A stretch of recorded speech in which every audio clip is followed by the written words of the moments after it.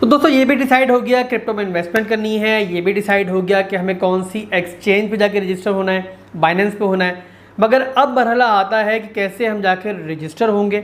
मैं आपको आज स्टेप बाय स्टेप सिखाऊंगा आसान ज़ुबान में, ताकि आप इजीली खुद को रजिस्टर कर सकें।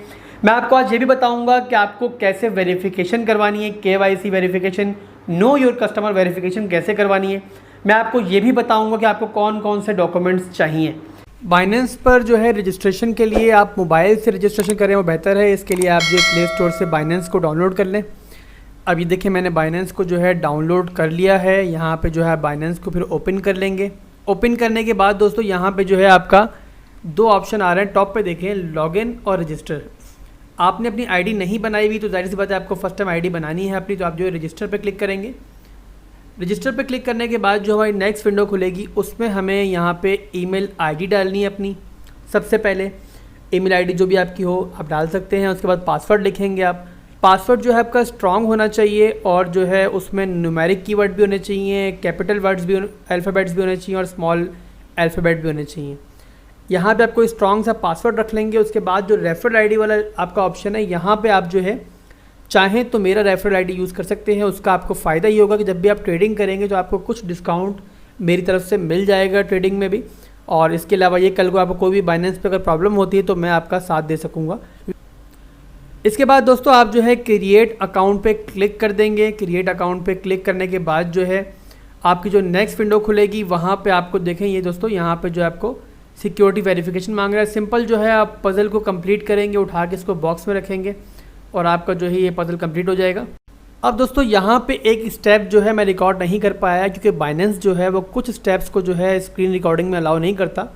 तो यहाँ मैं आपको वैसे ही गाइड करता हूँ कि यहाँ पे जो नेक्स्ट हमारा स्टेप आएगा वहाँ पे लिखा हुआ आएगा कि आप ईमेल के ज़रिए वेरीफाई करें। जो आपने ईमेल आईडी डाली थी ना उस पर एक कोड आएगा, यानी आपने लिखा हुआ होगा गेट कोड। आप उस गेट कोड पे क्लिक करेंगे, सिंपल आपको एक कोड आएगा। देखिए जैसे मुझे मेरे जीमेल में ये कोड आया हुआ है, ये मैं सिंपल कॉपी करूँगा और वहाँ पे जाके उस स्टेप में जाके जो ऑप्शन होगा वहाँ डाल दूँगा और जो है वेरीफाई कर दूँगा। सिंपल जब वेरीफाई कर दूँगा तो ये स्क्रीन खुलेगी मेरे सामने। इसके बाद दोस्तों टॉप पर देखें उल्टे हाथ पे आपको एक लड़के का जो है कार्टून सा बना हुआ नज़र आ रहा है, जिसका देखें सर भी इधर उधर घूम रहा है। आपने जो है इस पर क्लिक कर देना है और जो इसके बाद हमारी नेक्स्ट विंडो आएगी उसमें आपको नज़र आ रहा होगा कि कोने पे टॉप पे लिखा हुआ है अनवेरीफाइड। आपने जो वेरिफिकेशन के लिए नहीं अपनी हमारी पर्सनल वेरिफिकेशन करेगा ना बाइनेंस, उस KYC करेगा, तो इस पर आपने क्लिक कर देना है। क्लिक करने के बाद जो हमारी नेक्स्ट हमारा जो विंडो खुलेगी उसमें हमें ये दिखा रहा है कि हम पाकिस्तान से ऑटोमेटिकली। खैर दोस्तों यहाँ पे नेक्स्ट करेंगे, फिर आप जो है लास्ट में आप देखें स्टार्ट नाउ लिखा हुआ है, उस पर क्लिक कर देंगे। स्टार्ट नाउ पे क्लिक करने के बाद हमारी आइडेंटिटी वेरिफिकेशन होगी। पहले हमें फर्स्ट नेम लिखना है अपना, फिर लास्ट नेम लिखेंगे। मिडिल नेम आप लिखना चाहें लिख लें वरना छोड़ दें। और फिर यहाँ पे आप जो तारीख़ पैदाइश लिख लेंगे अपनी को। दोस्तों कोशिश आपने ये करनी जो भी इन्फॉर्मेशन दें वो वही हो जो आपके NIC पर है, ठीक है दोस्तों। इसके बाद जो है लास्ट में आप देखेंगे कंटिन्यू लिखा हुआ आ रहा है, इस पर क्लिक कर देंगे आप। उसके बाद यहाँ पे आप जो है अपना एड्रेस लिखेंगे जो आपका NIC पे एड्रेस है। उसके बाद जो है आपने फिर नीचे जो एड्रेस लिखने के बाद जो है नीचे पोस्टल कोड लिखना है। पोस्टल कोड लिखने के बाद आपने अपने सिटी का नेम लिखना है और फिर आप जो है लास्ट में आके कंटिन्यू कर देंगे। कंटिन्यू करने के बाद दोस्तों यहाँ पे आप देख रहे होंगे कि हमारे पास दो ऑप्शन आ रहे हैं। एक हमारे पास ऑप्शन आ रहा है कि हम जो है अपने NIC के थ्रू रजिस्टर हो जाएं। सेकंड ऑप्शन हमारे पास आ रहा है कि अपने पासपोर्ट के थ्रू रजिस्टर हो जाएं।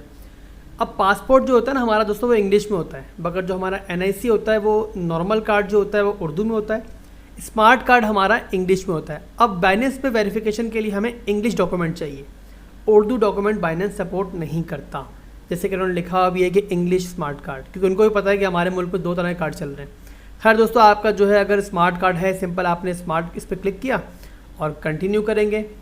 कंटिन्यू करने के बाद दोस्तों जो इसके बाद जो विंडो खुलेगी उसमें जो है आपने अपनी जो NIC है उसकी पिक्चर जो है अपलोड करनी है।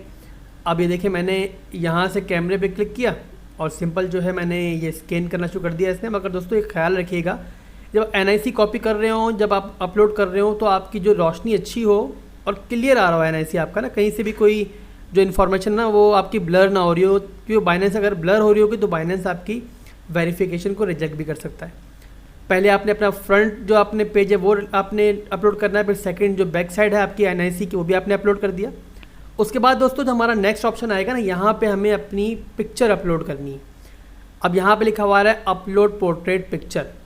तो यहाँ भी जो है मैंने बस सिंपल एक सैम्पल पिक्चर ही मैं यूज़ कर रहा हूँ, मगर आपने अपनी पिक्चर यूज़ करनी है। यहाँ पे आप सेल्फ़ी लें तो बेहतर है, क्योंकि सेल्फ़ी लें और कोशिश करें कि जहाँ पे आप सेल्फ़ी ले रहे हैं वहाँ पे इर्द गिर्द रोशनी अच्छी हो, ताकि आपके तमाम जो फेशियल एक्सप्रेशन हैं वो क्लियर आएँ।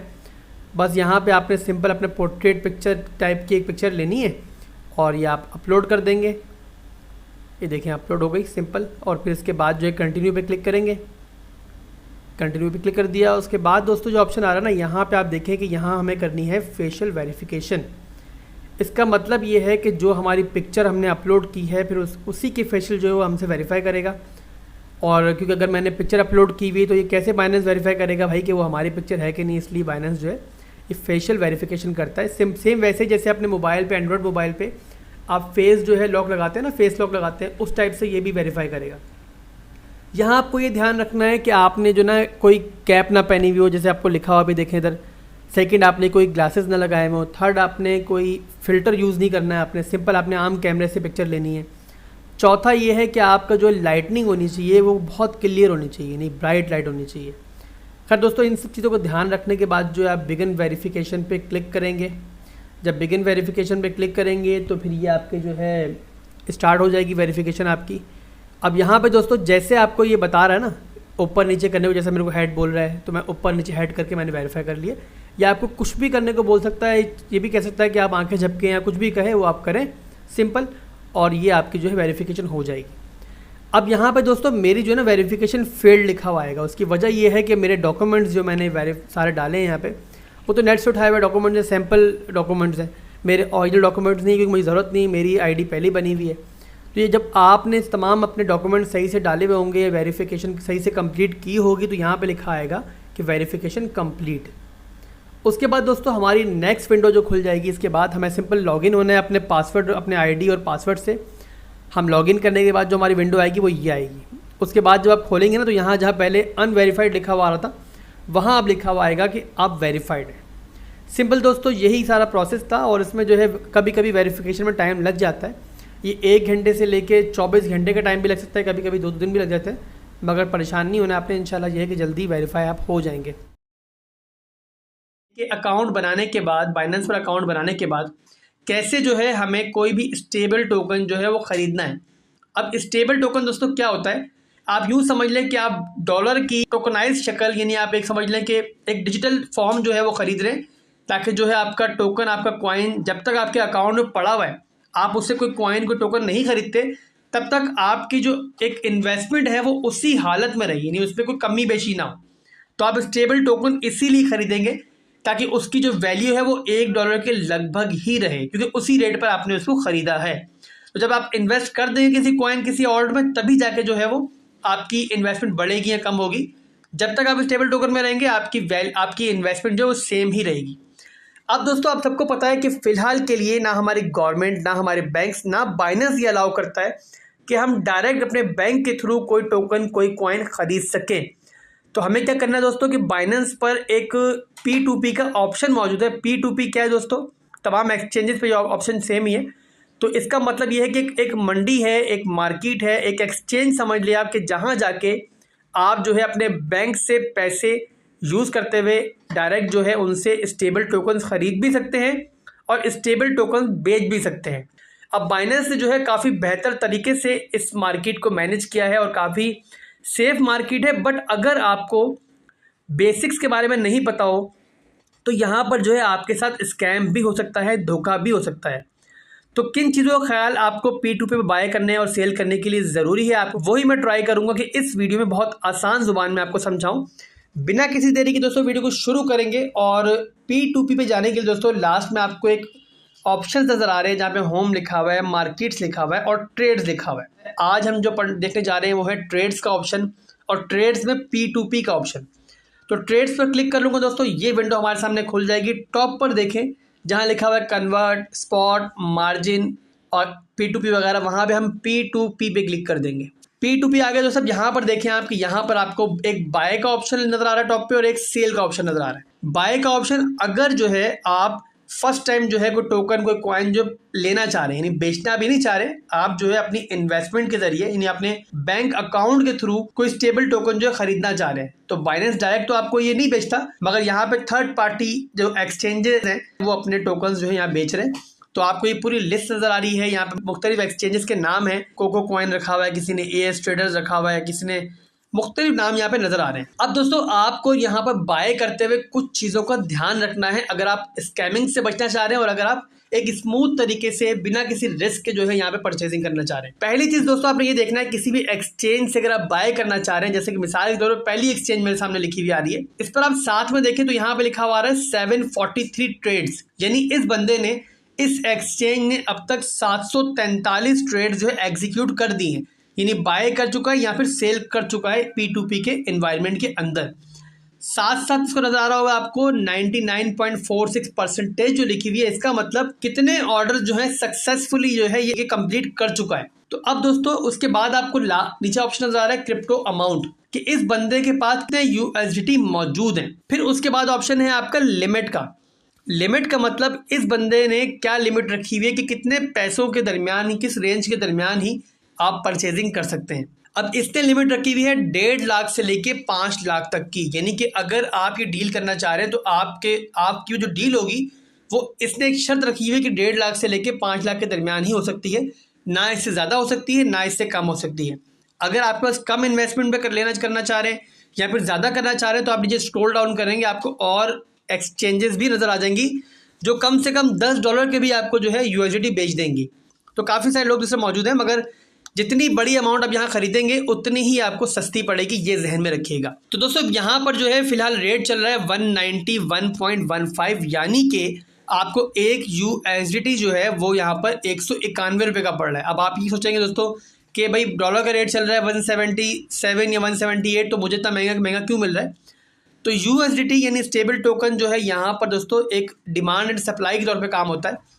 जितनी मार्केट क्रैश करेगी उतने ही यहाँ पर आपको रेट ज़्यादा नज़र आएंगे। उसकी वजह है कि ज़्यादा से ज़्यादा लोग जो है वो यहाँ आके ख़रीदने की ट्राई कर रहे होंगे, लोग ज़्यादा होंगे, बेचने वाले कम होंगे, तो डिमांड एंड सप्लाई की फ़र्क की वजह से रेट बढ़ जाएगा। जैसे हमारा आम मंडी में हमारा एक चक्कर होता है, वैसे ही यहाँ पर होता है। जब हमारी मार्केट चढ़ रही होगी, ख़रीदने वाले कम होंगे, तो यहाँ पर आपको जो रेट है वो बहुत कम भी नज़र आएगा, और कभी कभी तो आपको जो हमारा आम डॉलर का रेट है वही नज़र आएगा। बट नॉर्मली जो है 10 रुपीज़ जो है पर डॉलर महंगा ही मिलता है आपको यहाँ पे। अब दोस्तों जिन चीज़ों का आपने ख्याल करना है कोई भी ट्रेड एग्जीक्यूट करने से पहले, कि आप जिससे ट्रेड करना चाह रहे हैं, जिससे बाय करना चाह रहे हैं, उसकी परसेंटेज जो है वो ज़्यादा से ज़्यादा होनी चाहिए। जितनी ज़्यादा परसेंटेज होगी इसका मतलब कि ये बंदा उतना ही जेन्युइन है, उतनी ही ज़्यादा ट्रेड्स इसने एग्जीक्यूट किए और उतना ही भरोसेमंद बंदा आपको ये लगेगा। अब इसके बाद फर्दर आपने क्या चेक करना है दोस्तों, जैसे मैंने पहले एक्सचेंजर पे क्लिक किया है। अब मेरे सामने दोस्तों सामने इसकी विंडो खुल गई, इसमें सारी इन्फॉर्मेशन लिखी हुई है। इसको लोगों ने कैसे फीडबैक्स दिए हैं आपने वो भी चेक करना है। इन लोगों ने जिन्होंने ट्रेड की है इसके साथ, वो इसकी बुराई कर रहे हैं, वो इसकी अच्छाई कर रहे हैं। अगर बुराई कर रहे हैं तो क्या क्या बुराई कर रहे हैं ये भी हम देख लेंगे। अब ये फीडबैक जो लिखा हुआ नजर आ रहा है, इस पर मैं क्लिक कर दूंगा तो मेरे सामने खुल जाएगा जिसमें लिखा हुआ है ऑल रिव्यूज, फिर पॉजिटिव रिव्यू, फिर नेगेटिव रिव्यू। ये रिव्यूज किन लोगों ने दिए हुए, जिन्होंने इनसे बाय या फिर इनको सेल किया है, क्या इस बंदे में खामी है, क्या लोगों को बुरा लगा है। अब जैसे इसके बारे में किसी ने बोला हुआ कि बहुत लेट काम करता है, एक बंदे ने उल्टा सीधा ही बोला बेचारे को, बेचारा तो खैर नहीं होगा, वो गलत किया होगा तो बंदे ने उल्टी सीधी बात की हुई है। खैर दोस्तों सारी बुराइयां आपको नजर आ जाएंगी, सारी अच्छाइयां नजर आ जाएंगी, तो उसको देखते हुए आपने फैसला करना है। कोशिश ये करनी है कि नेगेटिव रिव्यूज जिससे आप भी डील कर रहे हैं उसके कम से कम नेगेटिव रिव्यूज हों और पॉजिटिव जो है वो ज़्यादा से ज़्यादा हो। जितने कम नेगेटिव रिव्यूज होंगे इसका मतलब कि बंदा उतना ही जेन्युइन है। 1-2 नेगेटिव रिव्यू होना या 10-12 होना कोई मसला नहीं है, बट रिव्यूज में क्या बात की गई है ये आपको लाजमी चेक करना है। अब दोस्तों उसके बाद जो है आपको बैक पर आना है। अच्छा यहाँ पर एक चीज़ अभी चेक कर लेंगे, एवरेज रिलीज टाइम, यानी कि आपसे जब डील स्टार्ट हुई आपने इसके अकाउंट में पैसे ट्रांसफ़र कर दिए तो कितने मिनट लिए इसने आपको USDT ट्रांसफ़र करने के लिए, ये भी यहाँ पर लिखा हुआ देखें। तो अगर इसने टाइम लिया पर जो एक एवरेज निकल रही है 15.95 मिनट्स के अंदर जो है इसने आपको डील कंप्लीट कर दी, यानी पैसे ट्रांसफ़र होने के बाद इसने आपको आपके स्टेबल टोकन्स दे दिए। चले फ़र्ज़ कर ले मैं इससे ही ख़रीदना चाह रहा हूँ, तो मैं आपके नीचे आऊँगा और ये बाय पर क्लिक कर दूंगा। बाय पर क्लिक करने के बाद दोस्तों ये मैंने बाय कर दिया, ठीक है दोस्तों। अब ये एक डील स्टार्ट होने वाली है, तो यहाँ पर मैंने अमाउंट सेलेक्ट करना है कि मैं कितने अमाउंट का ख़रीदना चाह रहा हूँ। इसकी लिमिट है 1.5 लाख, चले मैं 1.5 लाख ही लिख लेता हूँ। अब जो है यहाँ पर लिखा हुआ आ रहा है कि बाय विद जीरो फी, यानी बाइनेंस आपको खरीदने पर कोई भी आपसे फीस चार्ज नहीं कर रहा। अब मैंने क्लिक कर देना है इसके ऊपर, बाय विद जीरो फीस के ऊपर। अब दोस्तों यहाँ पर हमारी ये डील स्टार्ट हो चुकी है। अब यहाँ पर अगर आप देखें तो यहाँ पर चैट का ऑप्शन नजर आ रहा है। यहाँ पर जो कि आप बंदे से चैट करेंगे, चैट करके ये कंफर्म कर लेना है कि ये बंदा यहाँ पर ऑनलाइन है भी कि नहीं। ये ना हो कि आप पेमेंट ट्रांसफर कर दें और ये बंदा ऑनलाइन ही ना हो, फिर आपका टाइम फजूल में वेस्ट होगा और ये बाद में उसके पास भी बहाना होगा कि सर मैं मौजूद नहीं था। तो आप चैट करके कंफर्म कर लें बंदा मौजूद है कि नहीं है। ठीक है, आपने यहाँ पे चैट की, कंफर्म कर लिया और फिर जो है बैक पर आएंगे, ये क्रॉस पे क्लिक करेंगे और यहाँ पे देखिए पेमेंट मेथड लिखा हुआ है। तो इसके लिए आपको करना है टू पेमेंट पेज। अब मैं पेमेंट पेज पर आ गया, यहाँ पर इसकी बैंक डिटेल्स आ रही हैं सारी। ये सब बैंक डिटेल्स देखकर आप अपने फिर बैंक में जाएंगे और वहाँ से जो है पेमेंट ट्रांसफ़र कर देंगे। ट्रांसफ़र करने के बाद जो है, तभी ट्रांसफ़र करने से पहले नहीं, ये याद रखिएगा, ट्रांसफ़र करने के बाद आप नीचे लिखा हुआ है ट्रांसफर्ड नोटिफाई सेलर, इस पर क्लिक कर देंगे तो सेलर को मालूम पड़ जाएगा कि पेमेंट आपने कर दी है। फिर वो अपना कंफर्म करेगा अपने बैंक से कि आपने पेमेंट कर दी है या नहीं की है, और उसके बाद जो है आपके यूएसडीटी ट्रांसफ़र करने का वक्त आएगा। अब अगर दोस्तों वो जेन्युइन बंदा होगा, तमाम कन्फर्मेशन के बाद जो है आपको जो आपका स्टेबल टोकन्स हैं वो ट्रांसफ़र कर देगा। बट अगर वो एक स्कैमर होगा या किसी भी किस्म का उसको कोई शक हो रहा होगा या कोई भी अगर बात जो है वो बंदा सीरियस नहीं होता, तो फिर आप क्या करेंगे दोस्तों कि वो क्या करेगा, आपसे बहाने स्टार्ट कर देगा। अगर आपने पेमेंट ट्रांसफ़र कर दी है, बोलेगा मैंने पेमेंट ट्रांसफ़र मिली नहीं है मुझे, या कोई भी अगर वो बहाना करता है, तब भी आपने घबराना नहीं है। आपकी तमाम जो आपने पैसे ट्रांसफ़र किए हैं वो बाइनेंस आपको ये श्योरिटी देता है कि आपका ये ट्रेड जो है ये बाइनेंस की निगरानी में चल रही है। तो आप टॉप पर देखिए बाइनेंस से लिखा हुआ है कि Binance is holding the sellers crypto in the account, यानी कि बाइनेंस जब तक आपकी ये ट्रेड कंप्लीट नहीं होती, इसका फैसला नहीं होता, उसके यूएसडीटी जो है बाइनेंस ने होल्ड कर लिए हैं। तो अगर वो आपसे धोखा करने की ट्राई कर भी रहा होगा, तब भी जो है आप क्या करेंगे कि यहाँ पर जहाँ पर अभी टू पेमेंट पेज लिखा हुआ आ रहा है, यहाँ पर लिखा हुआ आ रहा होगा अपील। अगर वो आपको मना कर दे देने से पैसे, तो आपने अपील पर क्लिक करना है। फिर वहाँ पर आपके पास ऑप्शन होगा कि बाइनेंस को जो है अपनी आप जो आपकी स्लिप है, यानी जो आपने पैसे ट्रांसफ़र किए हैं उसकी स्लिप लाजमी, आपने रिसिप्ट लाजमी कॉपी करनी है और वो फिर आप बाइनेंस को भेज देंगे कि बाइनेंस देखिए भाई मैंने जो इसको ट्रांसफ़र कर दिए पैसे, ये रिसिप्ट है। और वहाँ पर आप बताएंगे कि इसने क्या धोखा किया मेरे साथ, क्या मुझे बना कर रहा है, क्या बहाने कर रहा है, सब बताएंगे। बस आपने वहाँ पर जो है जेन्युइन जो आपकी रिसिप्ट है वो आपने उनको देनी है। बाइनेंस फिर जो है बीच में पड़ जाएगा, आपकी डील जो है बाइनेंस के पास चली जाएगी और बाइनेंस तमाम तसल्ली करने के बाद आपको वो यूएसडीटी ट्रांसफर कर देगा, यानी आपकी जो पैसे हैं वो सेफ हैं और आपकी डील भी जो सेफ है। बट अगर आपने नहीं ट्रांसफर किए और आप झूठ बोल रहे होंगे तो बाइनेंस आपका अकाउंट ब्लॉक भी कर सकता है, ये ध्यान रखिएगा। तो ये कि दोस्तों आपने जो भी ट्रांसफर करने के बाद एक और चीज ध्यान में रखें कि अगर आपको वो बोलता है, अगर मिसाल के तौर पर एक गलतफहमी पैदा हो गई और आपको जो है अगला बंदा बोलता है जो कि एक्सचेंजर है कि भाई मैंने जो है मुझे गलतफहमी हो गई थी, पैसे अब आ गए, तो आप प्लीज अपनी अपील कैंसिल कर दें। तो आपने डरना नहीं, आप अपील कैंसिल कर दीजिएगा। उसकी वजह दोस्तों ये है कि जब भी अगर वो मिसाल के तौर पर अपील कैंसिल करने के बाद भी वो दोबारा बहाने करता है तो आप तब भी जो है दोबारा अपील कर सकते हैं। बट क्या है कि अगर आप अपील कैंसिल नहीं करेंगे तो वो आपका मसला यानी आपको ट्रांसफ़र नहीं कर पाएगा, क्योंकि केस जो है बाइनेंस के पास होता है जब तक अपील चल रही है आपकी। कोई भी कॉइन या कोई भी जो एक टोकन है वो खरीदना है बाइनेंस पर, लास्ट में आएंगे मार्केट्स लिखा हुआ है, ट्रेड्स लिखा हुआ है, यही दो ऑप्शन हम आज ज़ेरे गौर लाएंगे। पहले जाते हैं मार्केट्स पर कि मार्केट्स में क्या है। मार्केट्स में दोस्तों क्या होता है कि बाइनेंस पर मौजूद तमाम जो कॉइन्स हैं उनकी लिस्ट मौजूद है, यानी ये पूरी मंडी है, इसमें तमाम कॉइन्स जो बिकने के लिए यहाँ मौजूद हैं वो आपके सामने है। अपनी पसंद का कोई भी कॉइन जो आप ख़रीदना चाह रहे हैं वो आपने सेलेक्ट कर लेना है। जैसे कि नीचे मैंने ये डॉज कॉइन लिखा हुआ है, बड़ा मशहूर कॉइन है आजकल, इस पर मैं क्लिक कर लूँगा, ये डॉज कॉइन मेरे सामने खुल जाएगा। मैं लास्ट में आऊँगा, लास्ट में लिखा हुआ है बाय और सेल, आपने बाय करना है तो आप बाय पे क्लिक कर देंगे। अब ये विंडो खुल जाएगी आपके सामने। यहाँ पर दोस्तों सिर्फ दो ऑप्शंस आपके काम के हैं, वो मैं आपको बता दूं, उसी पर हम बात करेंगे। ये आपको एक लिखा हुआ आ रहा है लिमिट। लिमिट का मतलब दोस्तों ये है कि अगर आप इस रेट पर नहीं खरीदना चाह रहे, आप चाह रहे हैं थोड़ा नीचे आए मार्केट तो मैं खरीदूं, तो आपने लिमिट लगा लेनी। जैसे मैं लिमिट लगा रहा हूँ कि जब ये 15 पर आएगा, 0.15 पर आएगा तो ही मैं ख़रीदूँगा, वरना मेरा ये ऑर्डर जो है वो फिलफिल ना हो। एडवांस हम क्यों लगाते हैं बाय ऑर्डर, ताकि जब मार्केट वहाँ तक आए तो हम सो रहे हों, हम जाग रहे हो, हम नहा रहे हो, हम कुछ भी कर रहे हो, हमारा ये बाय ऑर्डर लग जाए, हमारा जो डॉज है वो बाय इस रेट पे हो जाए, और ये ना हो कि हम नहा के वापस आए तो मालूम पड़े मार्केट दोबारा चढ़ गई हो। तो इसलिए जो है हम लोग मार्केट में लिमिट लगाते हैं। मैंने लिमिट लगा दी है 0.15 पे। अब मैंने कितने का लेना है वो आपको नीचे लिखा हुआ नज़र आ रहा है, टोटल USDT। अब अगर आपके पास USDT मौजूद होंगे तो अवेलेबल के सामने आपके पास USDT आ रहे होंगे। फिलहाल इस अकाउंट में मेरे पास USDT नहीं है तो ज़ीरो लिखा हुआ आ रहा है। तो आपके पास अगर होगा बैलेंस तो यहाँ पर जितना बैलेंस होगा वो आपने लिख लेना है। मिसाल के तौर पे मुझे सिर्फ $12 के डॉज खरीदने हैं, मैंने $12 इन्वेस्ट करने हैं, तो 12 मैं यहाँ पर लिखूँगा और बाय डॉज कर दूंगा। जब बाय डॉज करूँगा, जैसे मैंने बाय डॉज कर दिया है, अभी तो ये बोल रहा है कि तुम्हारे पास बैलेंस नहीं है भाई, मगर जब आपके पास बैलेंस होगा तो यहाँ पर लिखा आ रहा होगा कन्फर्म। आपने कन्फर्म करना है तो आपके डॉज खरीद लेंगे आप, आपका भी जो है बाय ऑर्डर फिलफुल हो जाएगा। अब दोस्तों ये तो हो गया कि अगर आपने सस्ते में ख़रीदना है, मार्केट रेट पर नहीं खरीदना है। बट अगर आप चाह रहे हैं कि नहीं यार जितने पे भी चल रहा है डॉज ये प्राइस ठीक है मेरे हिसाब से, तो मैं इसको इसी रेट पे ख़रीदना चाह रहा हूँ, तो आपने लिमिट की जगह हटा के मार्केट कर देना है। जब मार्केट करेंगे तो ये आपके सामने थोड़ा शॉर्ट हो जाएगा, ऑप्शन शॉर्ट हो जाएंगे। यहाँ आपने लिख लेना कि $12 के मुझे ख़रीदने हैं, मार्केट रेट पे बाय डॉज कर देंगे और कंफर्म कर देंगे, तो आपका जो है ये डॉज मार्केट रेट पे आप ख़रीद लेंगे। ठीक है दोस्तों, आपने डॉज खरीद लिए। अब बारी आई सेल करने की। जब सेल करने की बारी आएगी तो फिर आप होम पे दोबारा आ जाएं। शुरू से आपको समझाता हूँ। फिर आपने क्या करना है दोस्तों, आसान बता रहा हूँ कि आपने ट्रेड पे चले जाना है।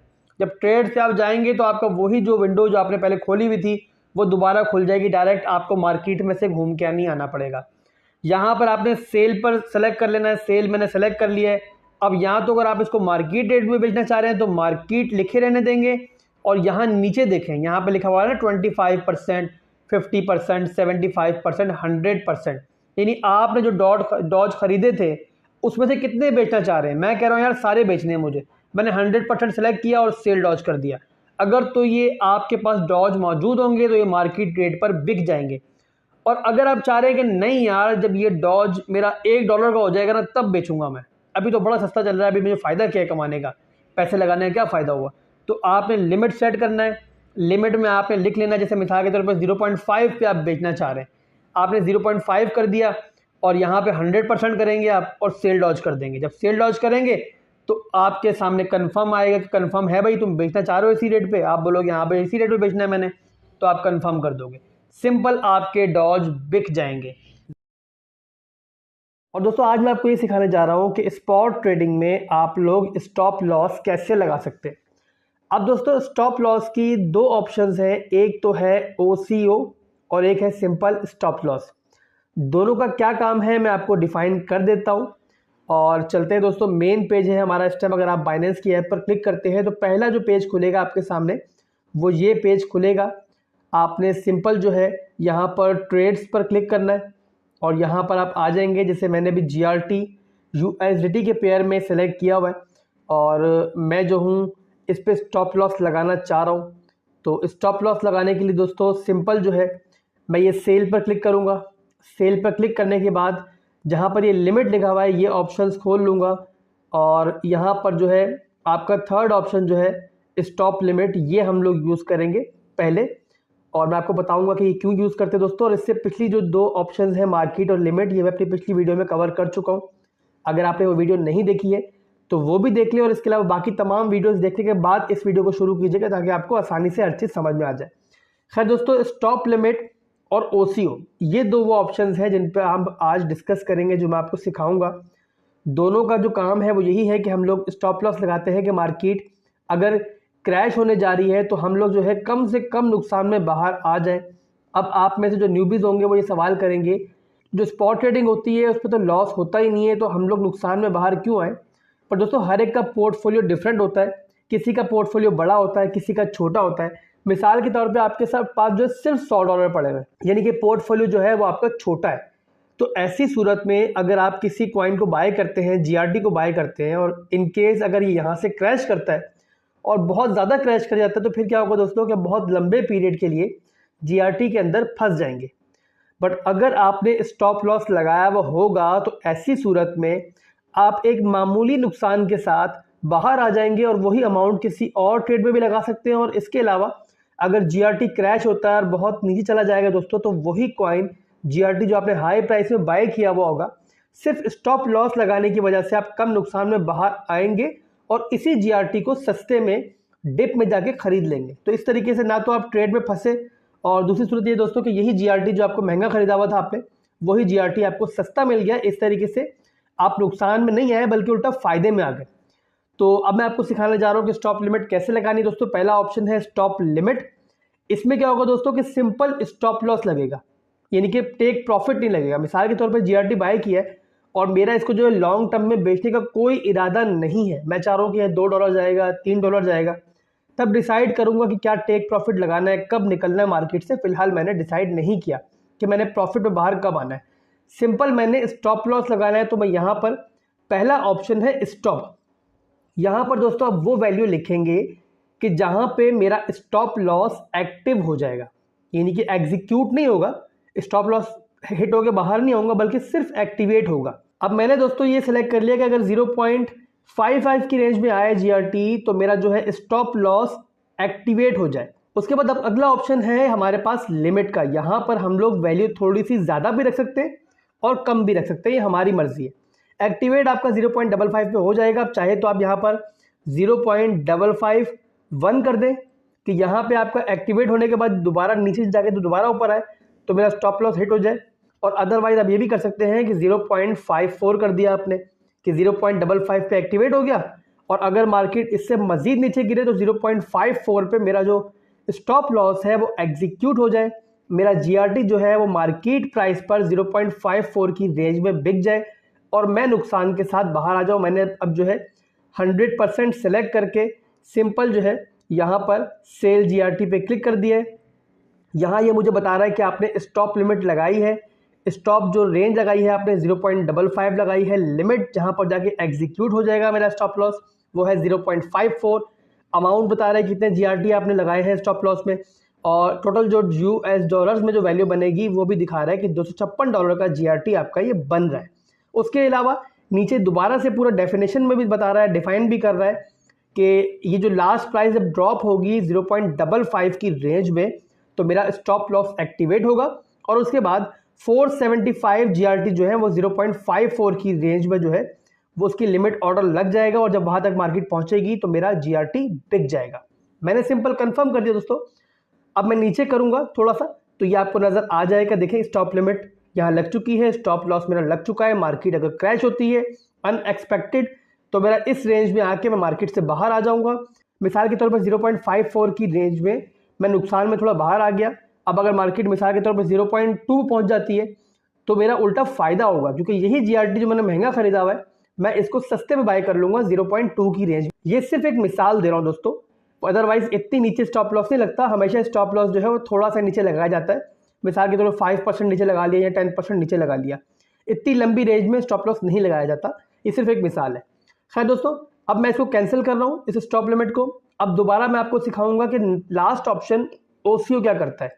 अब दोस्तों आप ये जा रहे हैं कि मैं जो हूँ स्टॉप लॉस भी लगा लूँ, इसके अलावा टेक प्रॉफिट भी लगा लूँ, यानी कि इस एक ही ऑर्डर के अंदर मैं ये भी लगा लूँ कि यार किस पॉइंट पे जाके मेरा जीआरटी प्रॉफिट में बिके, और मैं ये भी स्टॉप लगा लूँ कि किस पॉइंट पे जाके मार्केट में थोड़े से नुकसान में बाहर आ जाऊँ और जीआरटी में लंबा ना फंसूँ।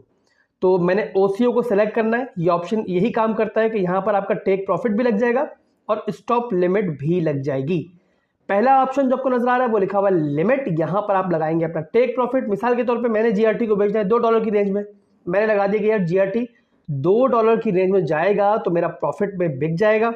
ठीक है दोस्तों, और उसके बाद मैंने स्टॉप लॉस लगा लिया है। मैंने डिसाइड कर लिया कि 0.65 की रेंज में गया ना जीआरटी तो यार मैं ज़्यादा नुकसान नहीं बर्दाश्त कर सकता, मैं ना ज़्यादा लंबा फंसना चाहता हूँ इसके अंदर। तो अगर 0.65 की रेंज में जीआरटी जाता है तो मेरा जो है एक्टिवेट हो जाएगा स्टॉप लॉस, एग्जीक्यूट नहीं होगा। एग्जीक्यूट कब होगा? जो मैं नीचे लिमिट दूंगा। यहाँ मैंने लिमिट दे दी कि 0.64 की लिमिट में जब जीआरटी आए तो मेरा ऑर्डर जो है वो एग्जीक्यूट हो जाए। जैसे मैंने पहले बताया था नीचे भी लगा सकते हैं, इसके अलावा ऊपर भी लगा सकते हैं। अब जैसे मैंने यहाँ पे लगा लिया 0.66 की रेंज में, अमाउंट सेलेक्ट कर लिया मैंने, 475 जीआरटी है, $313 के बन रहे हैं। जब ये अगर स्टॉप लॉस हिट होगा तो $313 जो है वो मेरे पास बिकने के बाद जो है जीआरटी वो मेरे वॉलेट पे आ जाएंगे। मैंने सेल जीआरटी पे क्लिक कर दिया और सिंपल जो है यहाँ पर आपको ये दिखा रहा है कि आपने जो है प्रॉफिट टेक प्रॉफिट लगाया है वो $2 लगाया है, स्टॉप लिमिट लगाई है आपने 0.65 और अमाउंट बता रहा है कि 475 जीआरटी है, जो कि आप ये पूरा ऑर्डर जो है लगा रहे हैं इसका। सिंपल मैंने कंफर्म पे क्लिक कर दिया दोस्तों, तो अब मैं नीचे आऊँगा तो आपको यहाँ पर नज़र आ जाएगा कि लिमिट लग चुकी है। पहले लगा हुआ है स्टॉप लॉस, जैसे मैंने पहले दिखाया था आपको वैसे ही पूरा स्टॉप लॉस लगा हुआ है। पहला दिखा रहा है अमाउंट के 475 GRT है, उसके बाद प्राइस आ रही है कि कहाँ जाके ये मेरा जो हिट हो जाएगा, ये कि GRT बिक जाएगा किस प्राइस पर, और नीचे कंडीशन दिखा रहा है कि अगर 0.65 पे जाएगा GRT तो मेरा ऑर्डर एक्टिवेट होगा और उसके बाद एग्जीक्यूट कहाँ होगा, 0.66 की रेंज में। उसके बाद नीचे दोस्तों इसी ऑर्डर के अंदर हमने जो टेक प्रॉफिट भी लगा लिया है, यहाँ पर आपको नजर आ रहा है कि लिमिट मार्केट सेल GRT और 475 GRT बिक जाएंगे मेरे जब ये $2 की रेंज में जाएगा। इसका मतलब क्या हुआ कि हमने एक ही ऑर्डर में टेक प्रॉफिट भी लगा लिया और स्टॉप लॉस भी लगा लिया। उम्मीद करता हूं दोस्तों वीडियो पसंद आई होगी। अगर पसंद आई तो वीडियो को लाइक कर दें, साथ साथ अगर चैनल पर नए हैं तो सब्सक्राइब करना हरगिज़ मत भूलिएगा और अपने दोस्त को, अपने होस्ट को इजाजत दें। अल्लाह हाफिज।